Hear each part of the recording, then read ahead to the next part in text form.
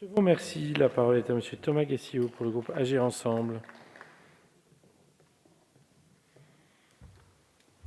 Merci Monsieur le Président, Madame la Ministre, Madame la Présidente, mes chers collègues. Nous sommes réunis ce soir pour débattre de l'un des engagements les plus importants de ce quinquennat, l'effort de défense et son utilité pour notre souveraineté nationale. L'indépendance de la France repose sur bien des aspects: performance de notre recherche, solidité de notre économie, soutenabilité de notre dette, force de notre agriculture, finesse de notre diplomatie et bien d'autres. Mais l'outil de défense n'est qu'un aspect, mais il demeure majeur, car il donne force et crédibilité à la voix de notre pays en lui permettant une capacité d'appréciation et d'action indépendante.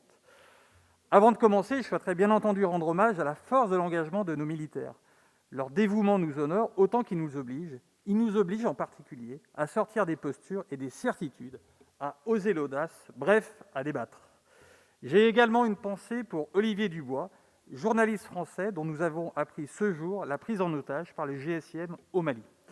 Mais revenons à notre sujet, la loi de programmation militaire.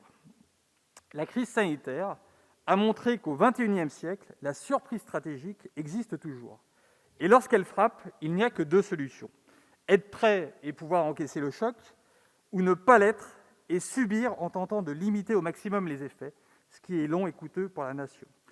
Cette crise sanitaire est un accélérateur des tendances bien identifiées lors de la revue stratégique de 2017. Ces derniers mois, les logiques de confrontation indirecte se multiplient. Exercices militaires hostiles, guerre informationnelle, compétition technologique, diplomatie agressive, laissant craindre que le monde post-Covid soit encore plus instable et dangereux. En toile de fond, la confrontation sino-américaine, la lutte contre les fondamentalismes, la nécessité de renforcer les États faibles ou faillis, les ruptures technologiques d'ampleur et le dérèglement climatique perdurant. Cette crise a également révélé certaines de nos fragilités structurelles et plus globalement, les fragilités parfois associées aux démocraties, et nous a fait redécouvrir le besoin de protéger l'intégralité du territoire national. Elle ne pourrait être qu'un avant-goût vers d'autres crises d'ampleur encore plus graves et pas forcément couvertes par notre dissuasion. Conflits majeurs, incidents cyber, climatiques, technologiques, énergétiques. Elle offre une prise de conscience à saisir et il faut d'urgence nous interroger sur les moyens de renforcer notre résilience nationale. Nous voilà donc engagés dans une course contre la montre. D'un côté, le monde s'affole, sans sauvage. De l'autre, nous devons mener tambour battant une remontée en puissance de notre appareil militaire, mais également repenser nos moyens de résilience, y compris au plus près des territoires. 4 ans après une politique volontariste décidée par le Président de la République, déclinée par vous, Madame la Ministre, et validée par le Parlement, la France a engagé le renouveau de ses forces. En 4 ans, ce sont 140 milliards d'euros qui ont été consacrés à la défense nationale et aux forces armées, dont 18 milliards de ressources nouvelles depuis 2017. 140 milliards d'euros, on pourrait aussi dire 2 000 euros par Français, afin de rendre la somme plus significative. Cet effort sans précédent dans le contexte social et sanitaire mérite d'être reconnu et salué, tout autant que son exécution à l'euro près. Ces investissements étaient nécessaires, mais ils ne dispensent pas, bien sûr, d'une réflexion stratégique plus profonde d'un point de vue politique, au contraire. Regardons nos voisins proches. Prenons l'exemple de l'Integrated Review des Anglais, qui répondent certes aux préoccupations britanniques, mais demeurent riches d'enseignements tant elle a su dépasser des postulats solidement ancrés.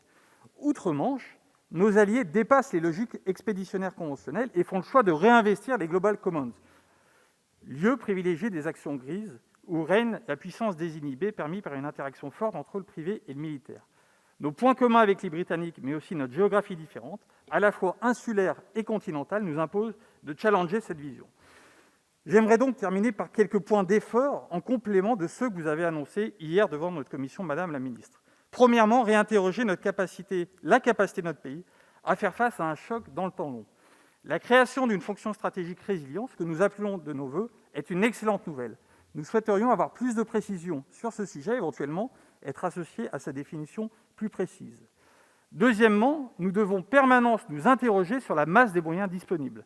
Concernant les moyens humains, une réflexion plus poussée sur les réserves pourrait être utilement menée en complément de la mission d'information à ce sujet. Concernant les moyens matériels, nous devons veiller à la quantité des moyens de base, notamment en termes de mobilité, afin de réparer les effets négatifs de la PEGP. Enfin, l'effort de la LPM ne doit pas être seulement l'occasion de gagner en tonnage en blindage, mais bien de chercher de nouvelles priorités capables de décupler l'effet de nos capacités. La donnée, voici le game changer. Le commandant de contrôle doit focaliser notre attention. Voici quelques éléments de réflexion dont nous souhaitions vous faire part. Je vous remercie.